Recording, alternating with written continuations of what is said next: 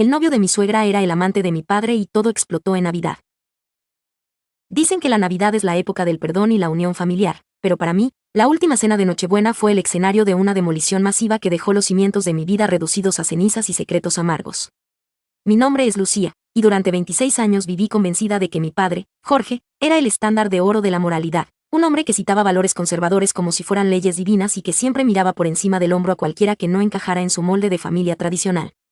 Pero en una sola noche, entre villancicos y el olor a pavo horneado, descubrí que el hombre que me crió era un extraño que habitaba un laberinto de mentiras, y que su vida perfecta no era más que una fachada para ocultar una pasión que llevaba una década devorándolo en silencio. Esta es la confesión de cómo un brindis navideño se convirtió en la bomba que destruyó dos familias y de cómo el destino, con una puntería aterradora, puso al amante de mi padre en la misma mesa donde celebrábamos nuestro compromiso. Todo comenzó con una invitación que parecía el cierre perfecto para un año maravilloso. Mi novio, Mateo, y yo llevábamos 3 años juntos y finalmente habíamos decidido dar el siguiente paso. Su madre, doña Claudia, una mujer elegante y de una clase social altísima que había quedado viuda hacía 5 años, nos invitó a su mansión para celebrar la Navidad y presentarnos formalmente a su nuevo compañero de vida. Claudia estaba radiante. A través del teléfono me decía que finalmente había encontrado a un hombre maduro, culto y caballeroso que le había devuelto la alegría de vivir. Mi padre, por otro lado, estuvo extrañamente irritable durante toda la semana previa. Se quejaba de la distancia, del frío, de que no conocíamos bien a esa gente. Pensé que eran simples nervios de suegro protector, o quizás ese ligero desprecio que siempre sentía por las familias que no seguían sus estrictos códigos de conducta. No sabía que su irritabilidad era en realidad un pánico sordo, el miedo de un animal acorralado que sabe que el cazador está cerca. Llegamos a la mansión de Claudia a las 8 de la noche. El lugar era un sueño invernal, un pino de 3 metros decorado con cristales, una chimenea rugiente y una mesa dispuesta para 12 personas con vajilla de plata y mantelería de hilo. Mi madre, una mujer dulce y abnegada que siempre vivió para complacer a mi padre, estaba encantada con la decoración. Mi padre, sin embargo, no dejaba de secarse el sudor de la frente con su pañuelo, a pesar de que el aire acondicionado mantenía una temperatura fresca. Mateo nos recibió con abrazos y nos guió hacia el salón principal, donde Claudia nos esperaba con una copa de champaña en la mano. Bienvenidos. Jorge, Marta, Lucía, qué alegría que estén aquí. En unos minutos bajará Ricardo, se está terminando de arreglar. Estoy ansiosa de que lo conozcan, es un hombre excepcional, dijo Claudia con una sonrisa que iluminaba toda la habitación. Mi padre se sentó en un sillón de cuero, evitando mirar a Claudia directamente. Su pierna derecha no dejaba de moverse nerviosamente. Mi madre le tomó la mano. Jorge, ¿estás bien? Estás pálido, parece que viste a un fantasma, le susurró con preocupación. Él solo asintió, murmurando algo sobre una indigestión pasajera. En ese momento, escuchamos pasos bajando por la gran escalera de mármol. Claudia se puso de pie, entrelazando sus dedos con emoción. Aquí está. Familia, quiero presentarles oficialmente a Ricardo, el hombre del que tanto les he hablado. Ricardo entró a la sala. Era un hombre de unos 55 años, de cabello cano perfectamente peinado, ojos penetrantes y una percha impecable en su traje de lana gris. Era, efectivamente, un caballero en toda la extensión de la palabra. Pero en el momento en que sus ojos se cruzaron con los de mi padre, el tiempo se detuvo de una forma violenta y antinatural. Escuché el sonido seco del cristal rompiéndose contra el suelo antes de entender qué estaba pasando. Mi padre había dejado caer su copa de vino tinto. El líquido rojo se expandió sobre la alfombra blanca como una mancha de sangre fresca. Jorge estaba paralizado, con la boca abierta y los ojos desorbitados, como si estuviera frente a su propio verdugo. Ricardo, por su parte, no se inmutó, sostuvo la mirada de mi padre con una mezcla de dolor, reproche y una pizca de malicia que me hizo sentir un escalofrío por toda la columna. Hola, Jorge. Qué sorpresa, y qué pequeño es el mundo, dijo Ricardo con una voz aterciopelada que escondía una amenaza letal. El silencio que siguió fue el más incómodo de mi existencia. Claudia, tratando de salvar la situación, se apresuró a llamar al servicio para que limpiaran el desastre. Vaya, parece que los nervios nos están traicionando a todos. Ricardo, ¿ya conocías a Jorge? Él es el padre de Lucía, la novia de mi hijo Mateo. Ricardo dio un paso adelante, extendiendo una mano que mi padre no se atrevió a tocar. Digamos que Jorge y yo tenemos una larga historia de viajes de negocios y expediciones de pesca. ¿Verdad, Jorge? ¿Todavía vas a pescar a esa cabaña en el lago los fines de semana? Mi madre miró a mi padre con el ceño fruncido. Jorge, tú nunca me dijiste que tenías un amigo llamado Ricardo. Siempre decías que ibas a pescar solo con tus compañeros del club de Rotarios. Mi padre balbuceó algo ininteligible, intentando ponerse de pie, pero sus piernas parecían de gelatina. Mateo y yo nos miramos, sintiendo que estábamos en medio de una bomba de tiempo a la que le quedaban pocos segundos. Ricardo se sentó frente a mi padre, cruzó la pierna con elegancia y empezó a hablar de recuerdos compartidos, de cenas en París y de promesas hechas bajo la luna, todo bajo el disfraz de una conversación casual que Claudia y mi madre escuchaban con una confusión creciente. Pasamos al comedor. La cena fue una tortura medieval. Claudia hablaba de sus planes de viajar con Ricardo a Europa en enero, y cada vez que mencionaba un destino, Ricardo lanzaba una estocada verbal hacia mi padre. París es hermoso en invierno, ¿no crees, Jorge? Recuerdo que me dijiste que era tu ciudad favorita, aunque oficialmente nunca hayas estado ahí con tu familia. Mi madre empezó a ponerse tensa.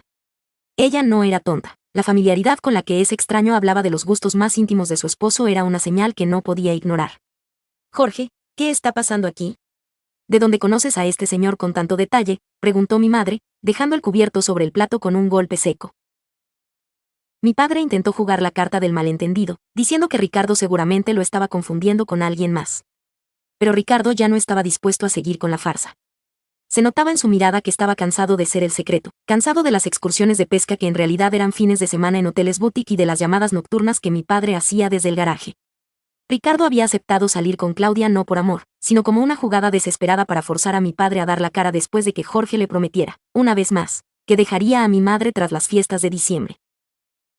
Basta de juegos, Jorge, soltó Ricardo, interrumpiendo un villancico que sonaba de fondo. Marta, Lucía, lamento arruinarles la cena de Navidad, pero no puedo seguir viendo cómo este hombre se hace el santo frente a ustedes mientras me ha tenido escondido en las sombras durante 10 años. Jorge y yo no somos conocidos de pesca. Somos amantes. Llevamos una década viviendo una vida paralela que él no tiene el valor de admitir porque tiene miedo de perder su reputación de hombre conservador. El mundo pareció estallar en 1000 pedazos de cristal. Mi madre soltó un gemido ahogado y se tapó la boca con la servilleta. Claudia se quedó petrificada, mirando al hombre que supuestamente la amaba y dándose cuenta de que solo había sido una herramienta para una venganza emocional. Mateo se levantó de la mesa, rodeando a su madre con el brazo, mientras yo miraba a mi padre esperando una negación, un grito, algo que borrara esa confesión. Pero mi padre no dijo nada. Se hundió en su silla, cubriéndose el rostro con las manos, mientras los hombros le temblaban en un llanto silencioso y patético. Su silencio fue la confirmación más dolorosa de todas. 10 años, Jorge, susurró mi madre con una voz que se rompió por completo. 10 años mintiéndome en la cara. Usando a nuestra hija como excusa, usando tus valores de iglesia para juzgar a los demás mientras te revolcabas con este hombre. Mi madre se levantó y, con una fuerza que nunca le conocí, le dio una bofetada a mi padre que resonó en todo el comedor, tirando una de las velas de plata.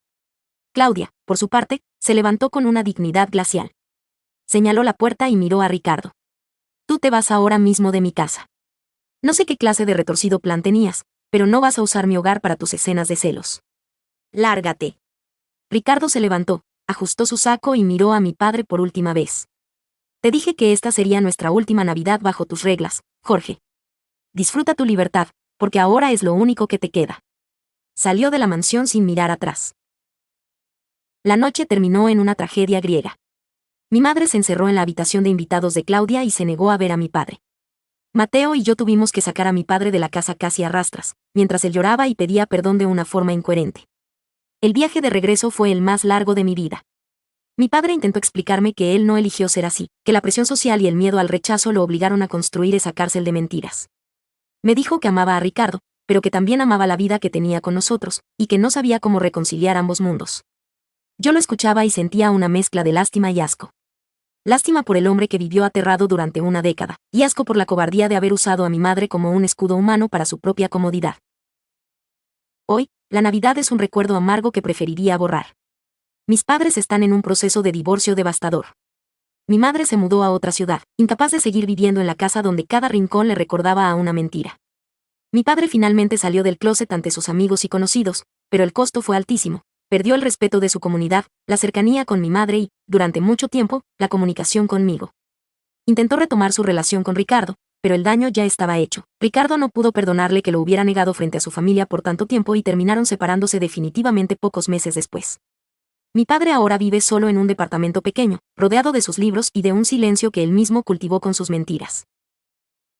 Mi relación con Mateo sobrevivió, milagrosamente, a ese terremoto. Claudia, después de unos meses de terapia y de procesar la humillación, entendió que nosotros no teníamos la culpa de las perversiones emocionales de nuestros padres. pero nuestras cenas familiares ahora son eventos separados, milimétricamente planeados para que nadie tenga que cruzarse con nadie. Aprendí que los secretos familiares no son tesoros, son bombas de tiempo que se alimentan del silencio y la hipocresía, y que tarde o temprano, la verdad reclama su lugar, aunque tenga que quemar todo a su paso para ser escuchada. Mi padre siempre dijo que la verdad nos hace libres, y supongo que tenía razón, ahora todos somos libres, pero estamos rotos.